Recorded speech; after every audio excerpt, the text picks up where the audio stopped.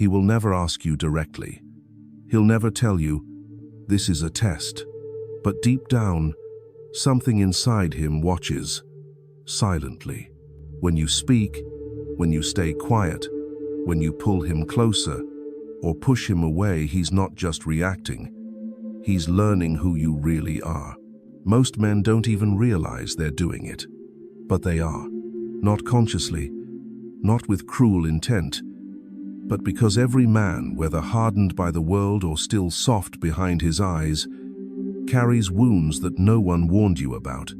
And when he lets a woman in, when he tries to love, those wounds speak louder than he does. He gives you 3 emotional tests.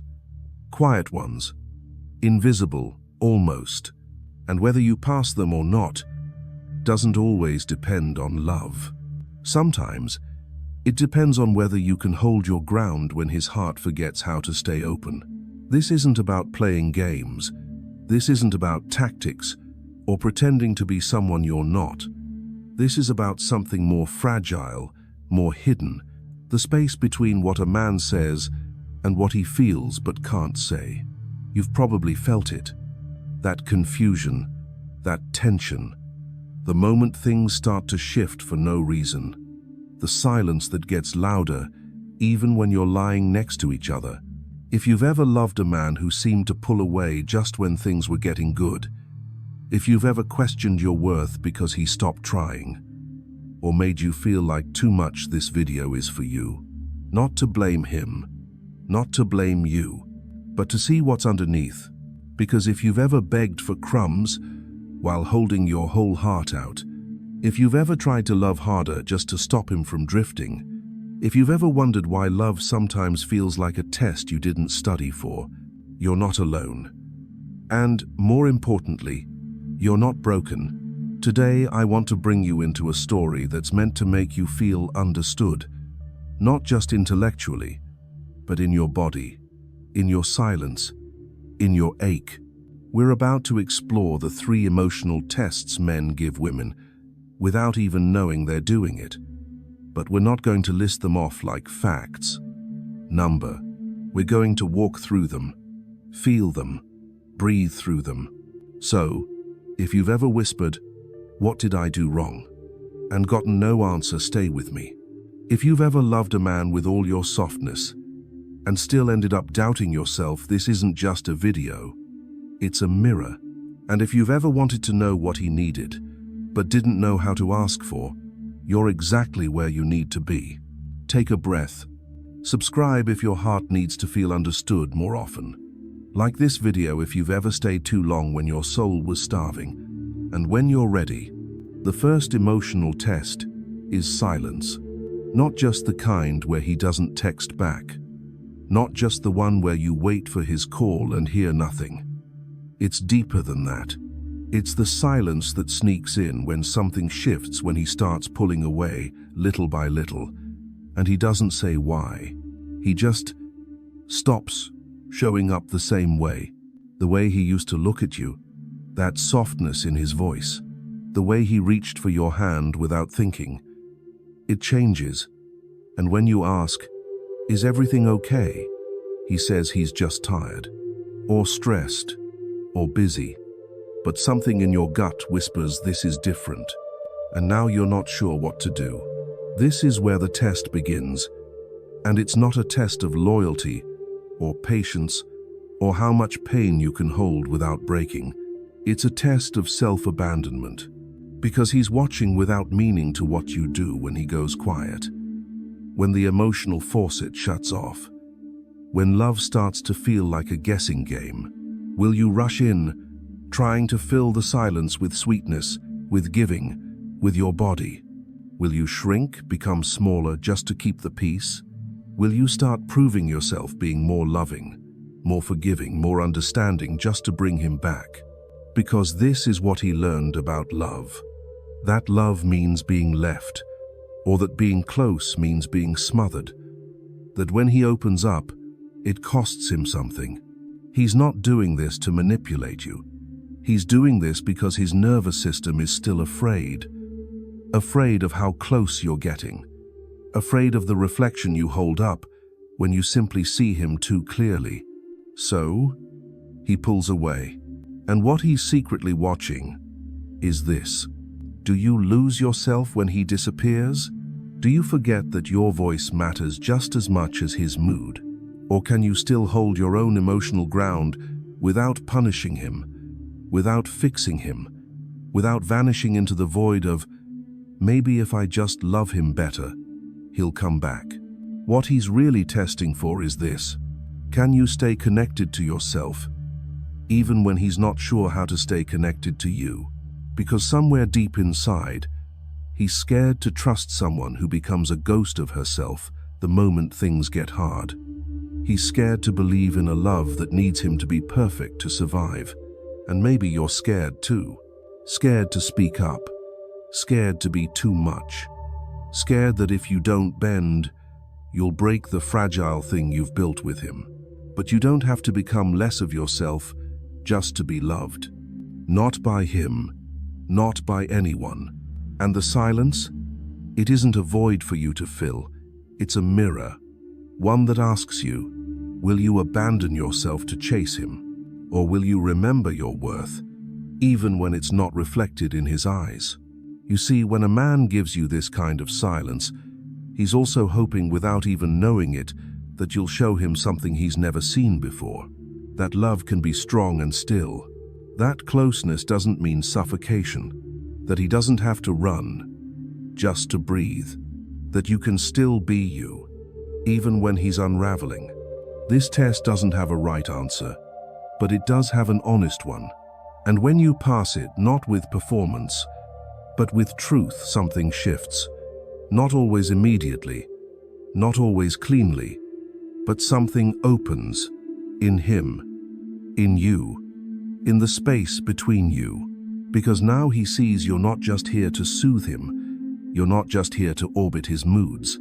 You're here because you see him, but you haven't forgotten to see yourself. That's rare and real and terrifying. But also, it's the beginning of something deeper. A man doesn't trust a woman because she never stumbles. He trusts her when she can stay rooted even when he disappears. If you've ever felt that kind of silence, if you've ever gone to bed wondering why you suddenly felt like a stranger in your own relationship, you're not weak. You're not overreacting. You're being asked a question without words. And your answer doesn't have to be loud, just honest. Breathe that in. The second emotional test is chaos. Not the kind you can see from the outside, not wild arguments or slamming doors. No, this one is subtler, slower. It starts with small moments of emotional confusion, things he says that don't quite line up, promises that trail off. Hot one day, cold the next. The warmth he gave you early on, now it flickers like a candle in the wind, and you're not sure what's real anymore. This is the moment many women get lost in the loop. You start questioning yourself more than you question him. Was it something I said? Did I push too hard? Am I expecting too much? You're caught in the whiplash. His mixed signals become your compass. You can't read him, but you try. You try hard. Because that early version of him, the tender, attentive one, felt real. You felt real with him. So you stay. You adapt. You tell yourself he's just dealing with something. That maybe if you give him more space, or maybe if you just stay loving through it, he'll come back to himself. But here's the truth. He doesn't even know he's revealing. He's watching what you do with inconsistency. When his love becomes a storm, does your self-worth become weather? When his moods shift, do you shift too? Will you bend into a version of yourself that keeps peace at all costs? Will you trade clarity for closeness?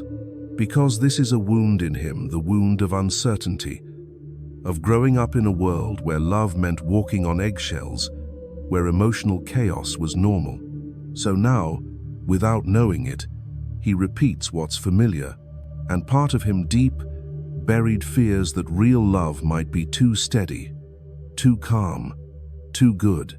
So he gives you fragments, hints, half-truths. Not because he doesn't care, but because he's afraid that if he lets himself love you fully, he'll lose the little control he has left over his own heart. And in the middle of that chaos is you, feeling like you're holding a puzzle where half the pieces are missing. And here's the hard part. You're being tested not on how well you can handle the storm, but whether you'll make a home in it, whether you'll normalize confusion, whether you'll start loving the potential of him instead of the reality, whether you'll trade peace for hope, because he doesn't just need to know if you'll stay when things get rocky. He's already had people stay in dysfunction. He needs to know, will you leave the moment you stop feeling safe in yourself? Will you choose clarity over chemistry? Will you walk, not out of anger, but out of respect for your own heart? Because love isn't built on chaos, it's built on truth. And when you stop shrinking yourself to fit inside his inconsistency, something sacred happens. You remind him that not every woman will tolerate confusion, that not every love will stay at half-mast. You don't have to yell. You don't have to fight. Sometimes the deepest power is in quiet refusal. Refusal to be breadcrumbed. Refusal to romanticize confusion. Refusal to pour from a cup that he keeps emptying with his fear. It's not your job to prove your love through his chaos. It's not your role to heal the wound that birthed it. What he's secretly longing for, even if he doesn't say it, is for someone to show him that love can be clear. That emotional safety is not boring. That consistency is not a trap. That a woman who knows who she is won't stick around waiting for pieces. When you walk through this test with grace, when you hold space without losing yourself, you send him a signal his nervous system isn't used to. You say, I love you, but I will not lose me for you. You say, my peace is not a gift I'll hand over to your confusion. You say, come with clarity, or don't come at all. And whether he steps forward or fades away, something inside you becomes unshakable. Because you didn't let the chaos write your worth. You stood in your truth, even when it was hard, even when it hurt. And that is the kind of strength that changes everything.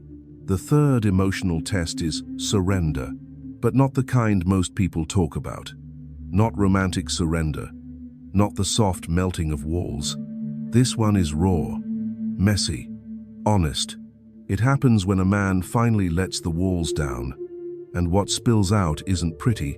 It's when he shows you the parts of himself he's not proud of, the insecurities he tries to hide with confidence, the emotional scars he's tucked beneath strength, the tenderness that lives underneath his distance. It doesn't always look like a confession. Sometimes it looks like failure. Sometimes it looks like breaking. The day he loses a job, the night he breaks down and tells you he's not sure who he is anymore. The moment he says, I don't know if I can do this. And he's not talking about the relationship, he's talking about life. And in that moment, whether he knows it or not, he's watching how you hold his weakness. Because somewhere deep in his history, he learned that love had terms. That being lovable meant being useful. That showing pain meant risking rejection. That if he showed the whole truth would make people leave. So when he finally lets you see him, even just a little, even just through a crack, he's not testing your loyalty. He's testing your presence. Can you sit in the mess with him without trying to fix it? Can you witness his unraveling without making it mean something about your worth, or the relationship, or your future? Can you hold him? Not because you want him to go back to being strong, but because you see the strength in this exact moment too. This test is sacred, and it's subtle, because it's easy to be there for someone when they're charming, when they're clear, when they're leading with power. But when he's on his knees emotionally, when his voice shakes, when his words turn inward and dark, then he's watching. Not with judgment, with hope, with a question he doesn't know how to ask. If I fall, will you see me as less of a man? Most women don't know they're answering that question. They just feel the heaviness of the moment and rush to make it better. Don't say that. You're strong, you'll get through this. You're just in your head right now. But beneath those comforting words is often a subtle message. I need you to be okay, so I can feel safe again. And he feels it. He feels when your love depends on his performance. He feels when his sadness becomes a burden you start organizing, rather than a truth you simply allow. What he longs for is not someone who will lift him back to the pedestal. He longs for someone who will sit on the floor next to him and say, "You don't have to be perfect here. I'm not going anywhere." That doesn't mean losing your boundaries. That doesn't mean turning into his therapist. That doesn't mean letting his wounds consume the relationship. It means this: seeing his humanness and still choosing to stay present. It means not making his surrender your responsibility, but also not rejecting it because it makes you uncomfortable. Because this is the final test, not of love, but of emotional safety. The kind of safety that doesn't need to rescue or be rescued. The kind of safety that says, "I don't need you to wear armor around me." The kind of safety that says, "I don't love you despite your broken pieces. I love you with them."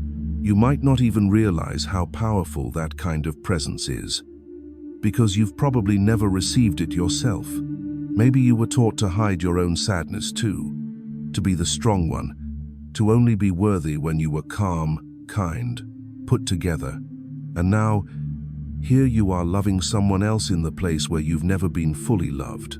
But when you meet his surrender with softness, not control, with compassion, not urgency, you show him something he didn't believe existed. And in doing so, you rewrite your own patterns too.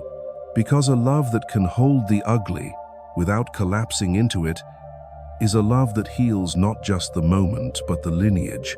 So when he gives you this test, and you stay grounded in your heart, not saving him, not running, just witnessing, that's when he sees it, that he doesn't have to be everything, all the time, to be loved. That maybe, just maybe, he can finally exhale. But here's the part no one tells you: passing these emotional tests won't always mean the relationship survives. Because sometimes, when a woman shows up with that much presence, that much self-respect, that much love rooted in truth, it terrifies him even more. Not because you did something wrong, not because you weren't enough, but because you were real. And real love demands something most people aren't ready to give: their mask. You didn't chase his silence. You didn't dance in his chaos. You didn't flinch when he cracked open. You stayed. But you also stayed you. And sometimes, that's what makes him leave. Because now, he can't hide behind the game. Now he can't pretend he's unlovable. Now he has to look at the parts of himself that never believed a woman could meet him that deeply. And he may not be ready. So what do you do then? You grieve. Not just the man, but the version of you that once would have twisted herself into shapes just to keep him close. You let go not of love, but of the illusion that you had to earn it. You walk away, not with bitterness, but with your chin lifted, heart soft, feet grounded in a deeper truth. You didn't fail. You showed him something beautiful, maybe for the first time in his life. And whether he could meet you there or not, that's not your burden to carry. Because real love doesn't demand you abandon yourself to keep it. Real love invites you home to yourself and asks others to meet you there. So if you're listening to this with tears in your eyes, wondering why the ones you loved couldn't stay, I want you to hear me. It wasn't because you were too much. It wasn't because you weren't enough. It was because your presence held up a mirror, and not everyone is ready to see themselves. But you stayed with your silence. You stood in the storm. You held space for his surrender. You passed the tests not by being perfect, but by being true. And even if he couldn't choose you after that, you chose you. That is the kind of love that changes you forever. It doesn't make you harder. It makes you softer in the way a tree is soft when it bends with the wind instead of breaking. You won't have to beg for crumbs again. You won't confuse distance with mystery again. You won't fall for potential when you can feel truth in your body, because now you know the difference. Now, you won't chase love that costs you your voice. You won't fall in love with someone's story instead of their actions. You won't apologize for asking to be held, to be chosen, to be seen. You'll feel it when someone is testing you, and you'll meet them not with panic, but with power, not with desperation, but with discernment, because you've already walked through the fire, and you didn't lose yourself. So when the next man arrives, and he will, if your heart is still open, he won't just see a beautiful woman. He'll feel something deeper, a woman who knows, a woman who has already sat with silence, who has already walked through chaos, who has already seen the tender parts of love and didn't run. He'll feel the steadiness in you, and he'll either rise to meet it or he won't. But either way, you won't forget yourself this time.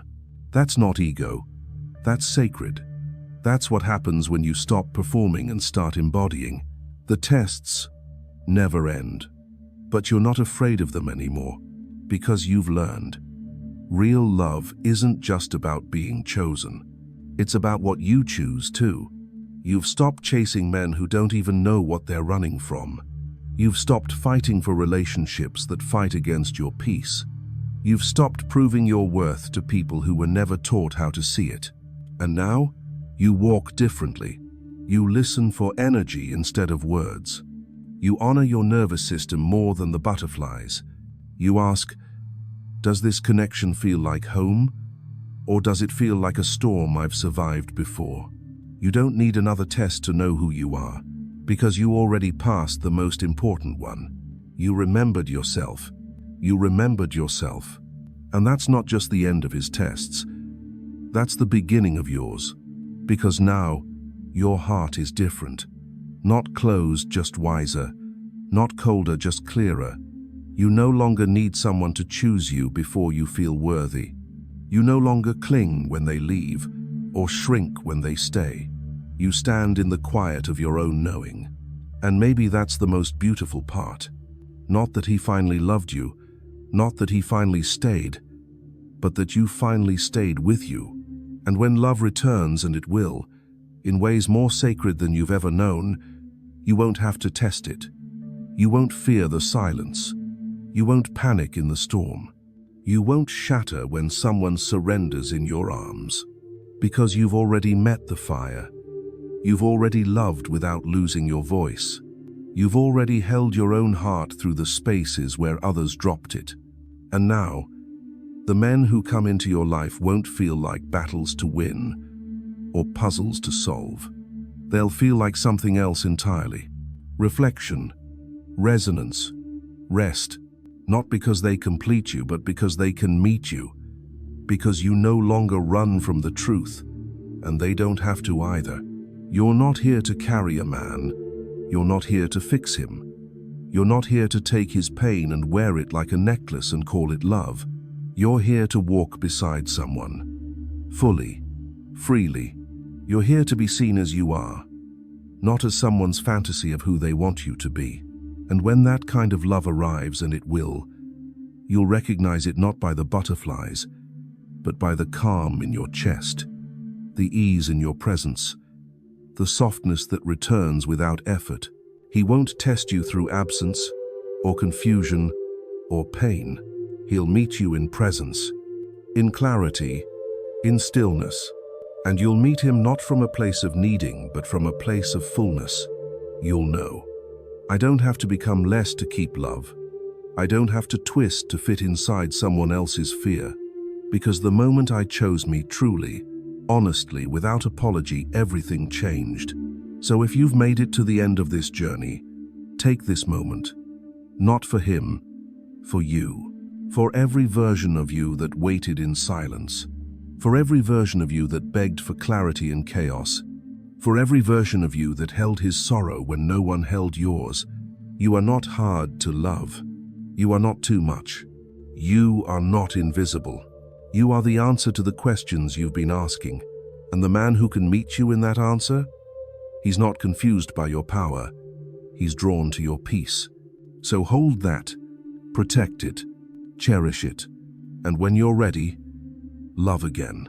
But only from wholeness, only from truth, only when your soul feels safe to exhale in their presence. Thank you for walking this path with me. If your heart felt seen today, subscribe to this channel so we can keep meeting each other in the places that matter most. And if you know someone who's been questioning their worth because of love, share this. Not to teach, but to remind them. They were never the problem. They were always the mirror. And sometimes, just sometimes, that's what scares people the most. Take a deep breath. You're already home.